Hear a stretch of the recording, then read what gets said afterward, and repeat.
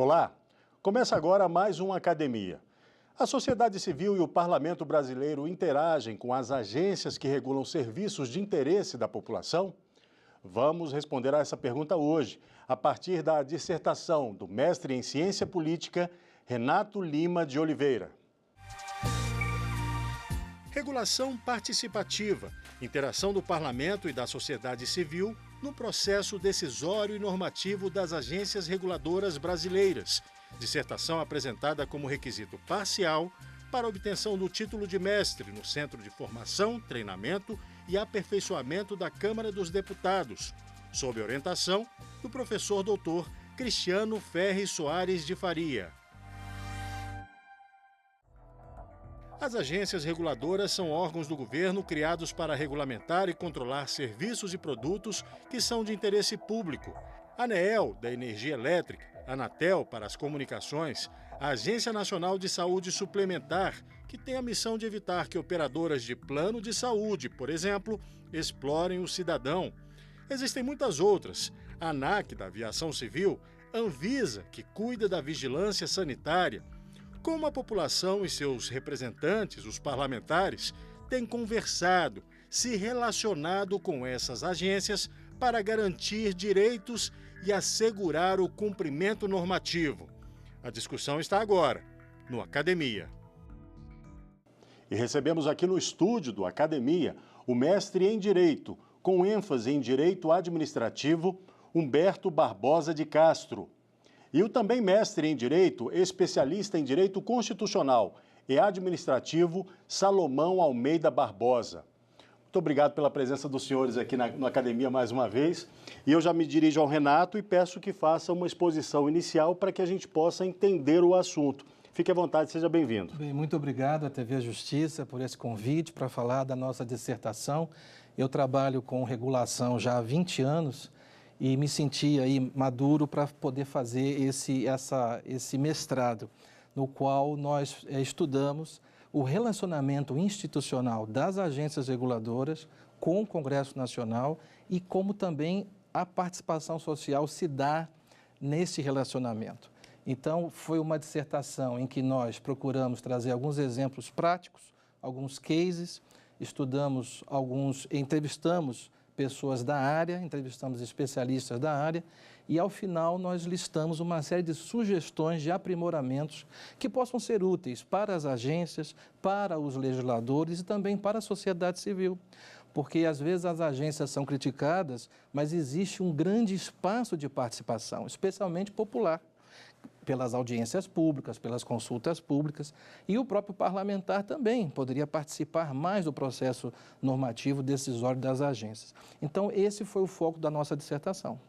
Será que a população, e aí eu digo de maneira geral mesmo, ela entende e conhece como funcionam e as atribuições dessas agências reguladoras, Renato? Bem, existem alguns estudiosos que dizem o seguinte, que a população confia no trabalho das agências, né? Delega às agências essa responsabilidade e as agências então baixam seus normativos, disciplinam os mercados, assinam os contratos de concessão e vão regulando os setores que são fiscalizados por ela. Há outros estudiosos que dizem que existe realmente uma diferença muito grande, porque o linguajar técnico do regulador nem sempre é tão acessível assim à população. Então, a população acaba não participando das consultas, das audiências públicas, porque talvez ela nem saiba como participar. Então, as agências têm se esforçado para manter o tema técnico, mas ter uma linguagem mais fácil, mais acessível para que a população possa participar. Bom, vamos fazer uma rodada de perguntas aqui. Eu começo com o professor Humberto, por favor, seja bem-vindo. Obrigado. Obrigado. Eu queria, antes de mais nada, elogiar a altíssima qualidade do trabalho, tive o prazer de ler. E eu queria fazer uma colocação ao professor Renato.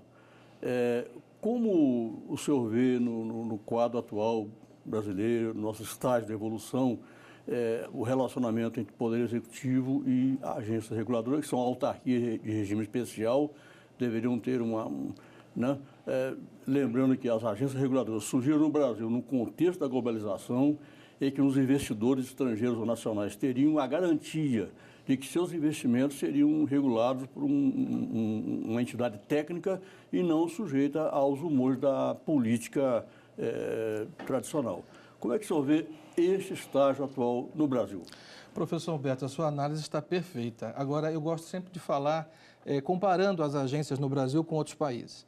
Vamos dar o exemplo dos Estados Unidos, em que a primeira agência é de 1870, a agência que regula o setor ferroviário. Então, evidentemente, quanto mais consolidada é a democracia em um país, mais essa relação entre as agências e o Poder Executivo e o Legislativo fica mais institucional.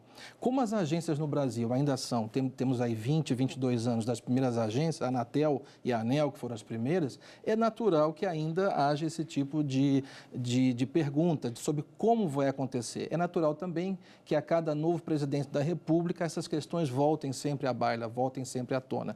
Mas eu acredito que o relacionamento está cada vez mais institucional, as agências estão se consolidando, né? E existem projetos de lei no Congresso Nacional tramitando que vão dar mais força às agências. Então, eu acredito que o critério técnico e o político acabam coexistindo na escolha, por exemplo, dos dirigentes, mas o critério técnico deve preponderar, deve ser maior que o critério político. As agências, elas têm um setor de relacionamento direto assim com parlamentares, deputados, senadores? Todas as agências possuem essa área de relacionamento, pode mudar o nome, pode se chamar assessoria parlamentar, ou pode se chamar assessoria institucional, ou pode se chamar assessoria de relações governamentais ou relações institucionais, não importa o nome. Mas as agências possuem esse setor de relacionamento, não só para receber o parlamentar quando ele vai visitar a agência, mas, sobretudo, para acompanhar os discursos, os projetos de lei, as reuniões nas comissões, os debates em plenário. É preciso que as agências tenham esses servidores especializados nesse assunto para poder internamente também preparar as agências para responder adequadamente às demandas da sociedade e do próprio parlamento. Mas e aí, a gente está conversando bem, quer dizer, os senadores, deputados estão conversando bem, porque a gente fez essa pergunta ali no início do programa. De fato, há esse diálogo importante hoje? As agências são muito abertas, né?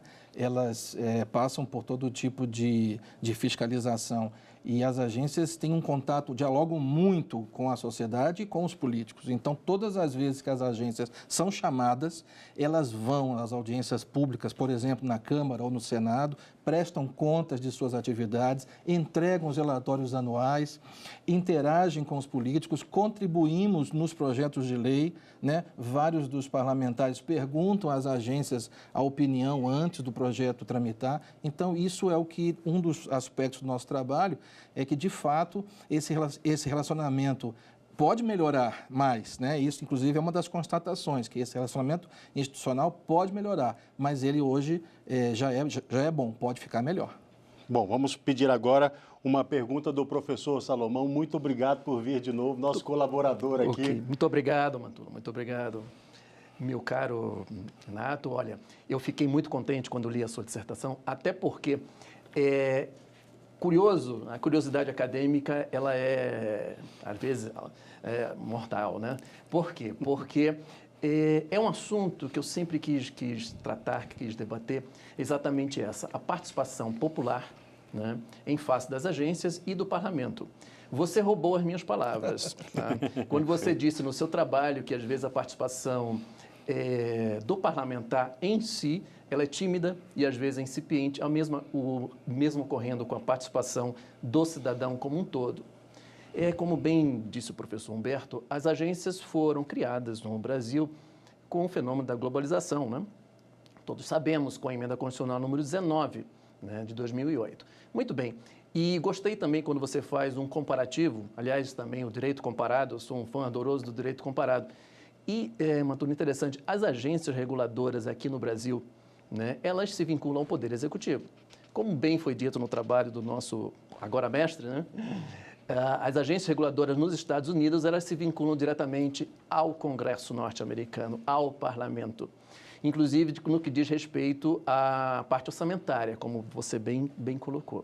Então, isso faz com que, por si só, as agências lá já detenham uma participação muito grande. Essa coabitação do parlamento, do Congresso, dos cidadãos.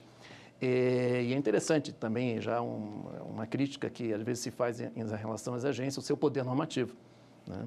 As agências ressurgiram nos Estados Unidos depois do ataque das Torres Gêmeas, até porque havia uma crítica muito grande em relação ao poder normativo das agências, que hoje há também. Então, as agências ressurgiram com toda a força. Não havia tempo de se editar leis, né? O Congresso não haveria tempo para dar uma resposta imediata.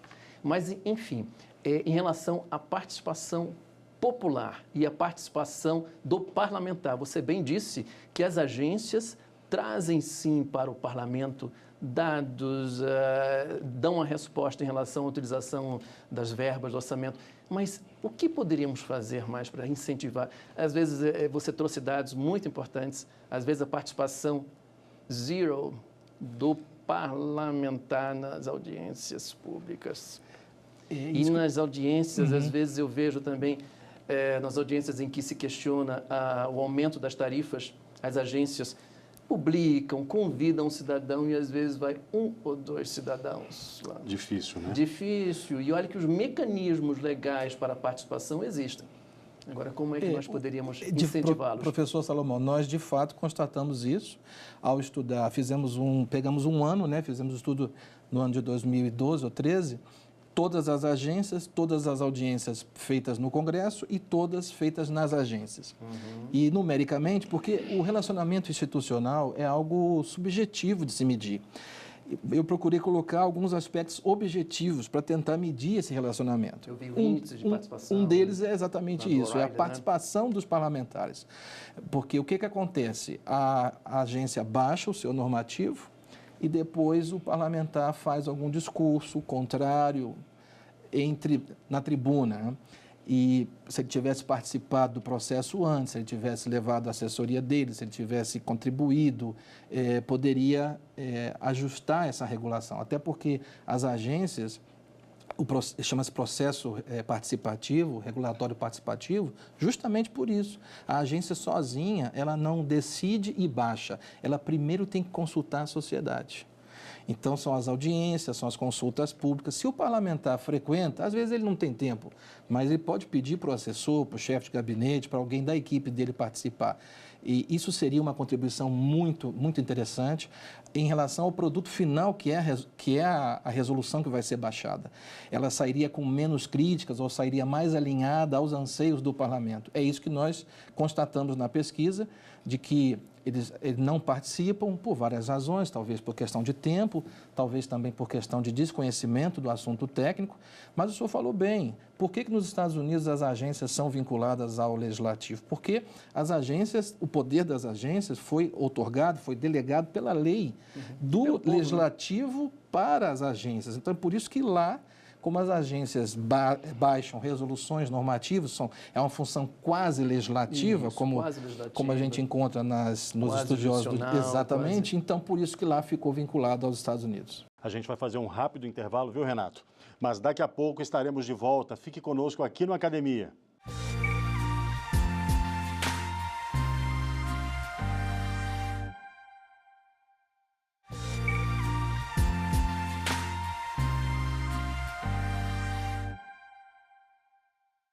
E o Academia está de volta hoje com o tema Regulação Participativa, interação do Parlamento e da sociedade civil no processo decisório e normativo das agências reguladoras brasileiras. Com o expositor Renato Lima de Oliveira e os convidados Humberto Barbosa de Castro e Salomão Almeida Barbosa. Bom, Renato, eu tenho aqui uma questão interessante, que é o seguinte. Um dos cases estudados na sua dissertação foi a relação da Anatel e da Ancine com o Conselho de Comunicação Social do Congresso Nacional. Como é que é esse relacionamento institucional e quais os resultados da sua pesquisa nesse sentido? Perfeito. O Conselho ele foi criado numa lei, previsto na Constituição e criado por uma lei federal. E uma outra lei sobre TV por assinatura diz que todos os normativos da Anatel e da Ancine precisam passar sob o crivo deste Conselho de Comunicação Social do Congresso Nacional, é um órgão das duas casas. Então, as duas agências atuam mensalmente, porque o Conselho se reúne mensalmente, E as agências estão lá, a nossa assessoria parlamentar acompanha o Conselho já há muitos anos. E um dos cases foi justamente o Conselho, nós entrevistamos os conselheiros e assessores parlamentares. E as conclusões foram bem interessantes, porque há muitos pontos de aprimoramento. É bom o relacionamento, é bastante interessante, institucionalmente falando, mas poderia melhorar. Então, é como, por exemplo, os membros das próprias agências fazerem parte do conselho. Isso foi uma das sugestões que foi dada lá no final do trabalho. Então, esse é um caso de que duas agências juntas, trabalhando sobre temas de TV por assinatura, num órgão do Congresso Nacional. Isso foi tratado na nossa dissertação. E é considerado um case de sucesso, assim? Ou seja, foi bem sucedido? Sim, porque esse relacionamento ele é efetivo, ele é real, ele acontece de maneira republicana, institucional, e é um caso que a gente pode... Eu, inclusive, apresentei só esse caso, apresentei num outro trabalho técnico, num outro congresso técnico, eu apresentei só esse caso, porque ele realmente envolve duas agências diretamente se relacionando com o Congresso Nacional. Ótimo, perfeito. Professor Salomão, mais uma pergunta, por favor. Meu caro Matula, o nosso professor colocou algo bastante interessante. É o conceito do parlamento moderno. O parlamento moderno, hoje, não é apenas a edição de lei. É isso. É o Conselho de Comunicação Social, digo que é um mecanismo de participação popular. Até parece, mas o Congresso já não tem a participação popular? Sim, mas muitas das vezes fica difícil a efetividade dessa participação popular. O que nós poderíamos difundir ainda mais? Como fazer com que o cidadão e o parlamentar se apresente como um partícipe dessa relação com as agências? Porque só o fato das agências terem sido criadas já é um grande, como órgão regulador.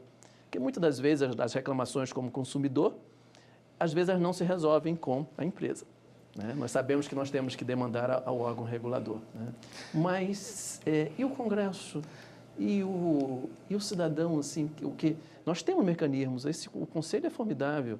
Isso faz com que o nosso parlamento se situe aí num grau de um parlamento moderno. Né? Como nós faríamos? Na verdade, nós também, servidores das agências, somos consumidores de todos os outros serviços regulados. Então, nós também temos essa sensibilidade, essa percepção. Quando vamos viajar de avião, quando vamos comprar um remédio, né? Nós também somos cidadãos comuns que também somos alvo da regulação das outras agências. No caso da participação, é justamente o foco do nosso trabalho. Como que o regulador... Bom que foi o foco do seu trabalho. O regulador, né? Talvez deixar de ser... O linguajar do regulador precisa ser mais acessível à população, né? A população entender que ela tem poder, ela está empoderada, ela pode contribuir e redirecionar até o rumo de uma regulação.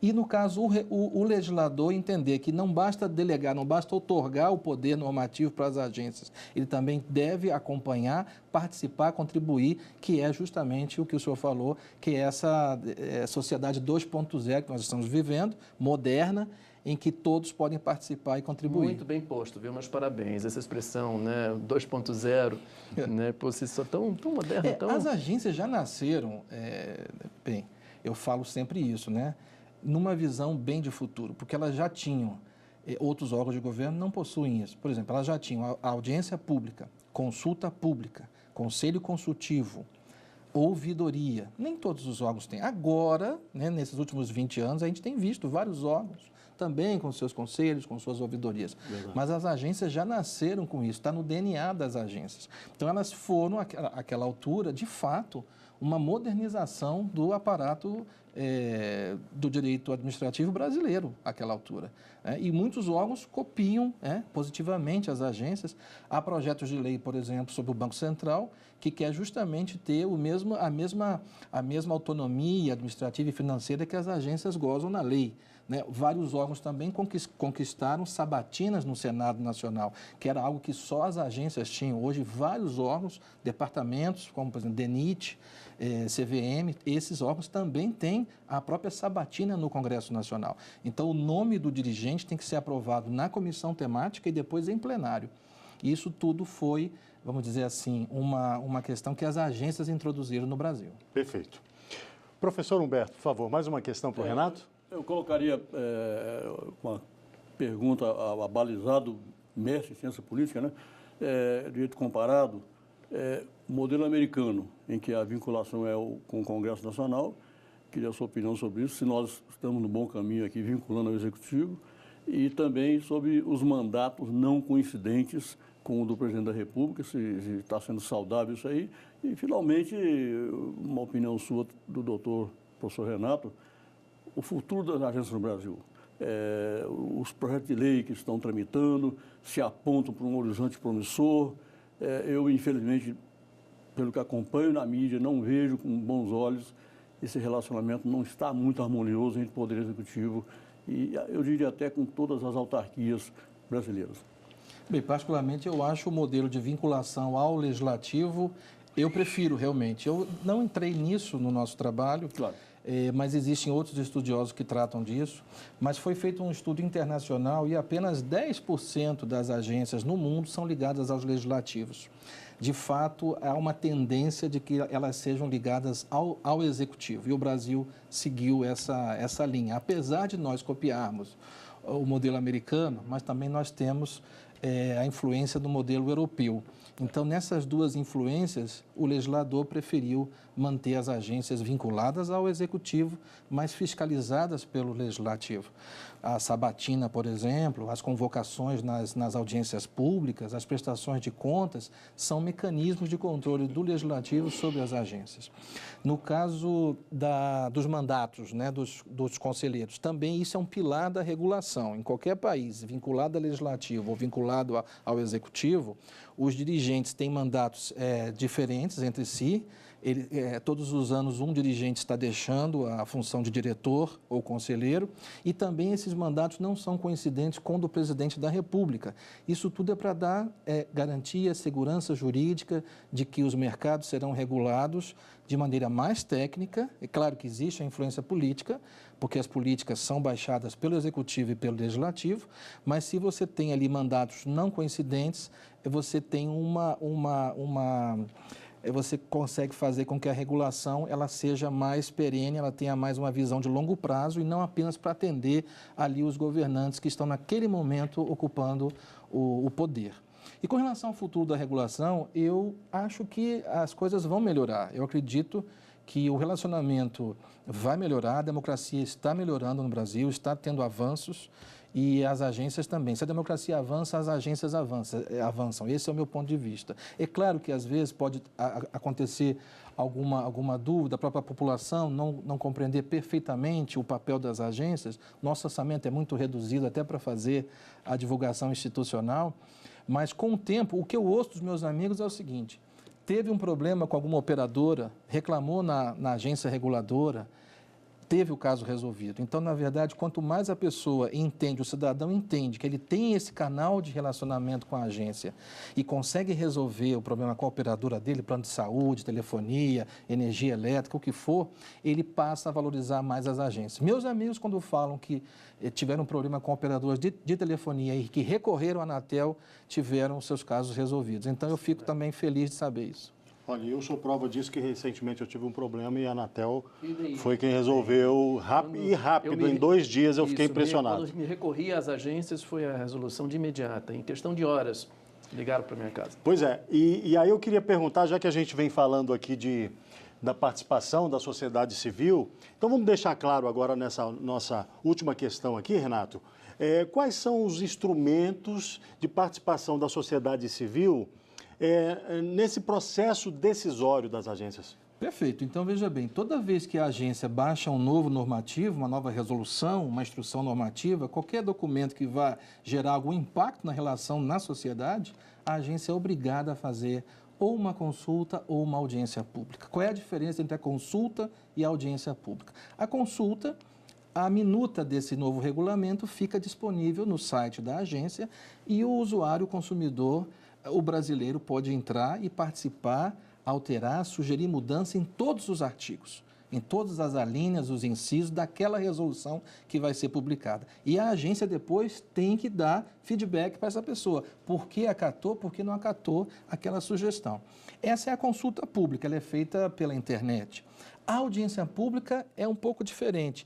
o próprio cidadão pode sustentar oralmente seus pontos de vista. O microfone fica disponível, a pessoa se inscreve e fala, aquele artigo lá, aquela coisa não é assim, na minha cidade não é assim, não é assado.